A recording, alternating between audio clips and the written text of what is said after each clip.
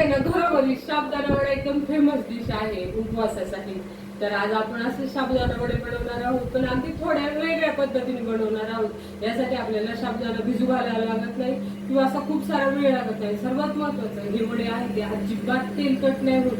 म्हणजे ज्यांना डॉक्टरांनी तेल पण नाही खायला सांगितलं त्यांनी जरी खाल्ले तरी पण चालतात. तर चला आता ह्याची डायरेक्ट आपण कृती बघून घेऊया. तर चला मग काय करायचं, साबुदाणा भिजू नाही घालायचं तर मग करायचं कढई तापायला ठेवायची गॅसवरती आणि मस्त साबुदाणा एक वाटीभर कढईत घालून घ्यायचा आणि याला कमी गॅसवरती छान लाह्या असं तडतड वाचलं ना समजा त्या भाजल्या ह्याच्या लाह्या फुटायला लागल्यात.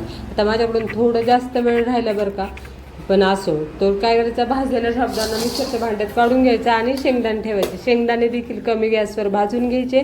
शेंगदाणे भाजतायत ना तोपर्यंत आपण साबुदाणा जो आहे तो मिक्सरला बारीक करून घ्या. आता साबुदाण्याचं एकदम पीठ करायचं तर नाही, तर अगदी रवाळा रवाळा ठेवायचा.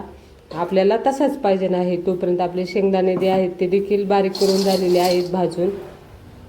तर चला आता पुढची कृती करून घेऊया. सगळ्यात महत्त्वाचं याच्यासाठी काय लागणार आपल्याला, उकडलेला बटाटा. आता मी काय केले, 2 बटाटे उकडून घेतले, ते किसून घेतलेत आणि त्यामध्ये घातले आपण आता तिखट, मीठ. आता तुम्ही हिरवी मिरची देखील घालू शकतात, तुम्हाला जसं आवडेल तसं.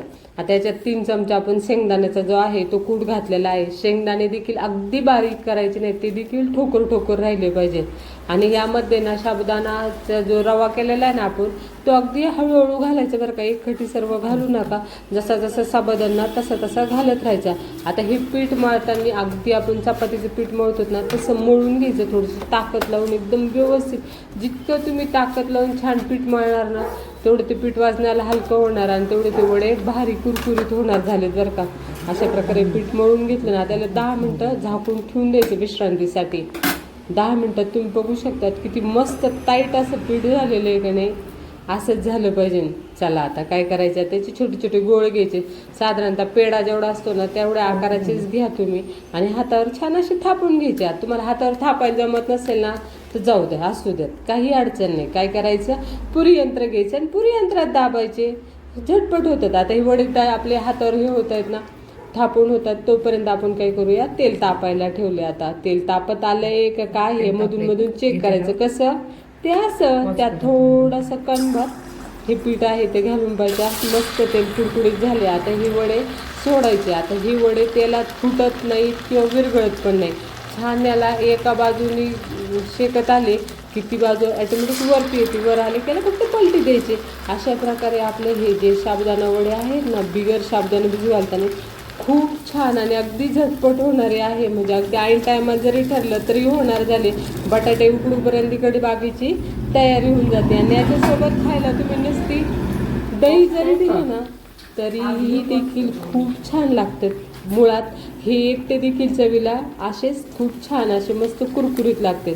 आणि दाण्याचा कूट जो आहे ना असा तेलात तळून आला ना तो थोडा ठोकर असतात. हा अशा प्रकारे आपले जे साबुदाणा वडे आहेत ते तयार झालेले आहेत. अगदी साबुदाणा न भिजू घालता बरं का, आणि खायला तर खूप छान लागतात. तुम्ही पाहू शकता इतकी सुंदर झालेत ना.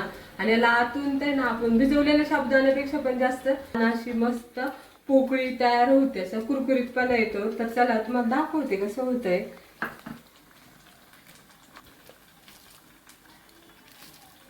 हे बघा, तुम्ही पाहू शकतात कसं मस्त झालं आणि किती छान वाफ येते ना.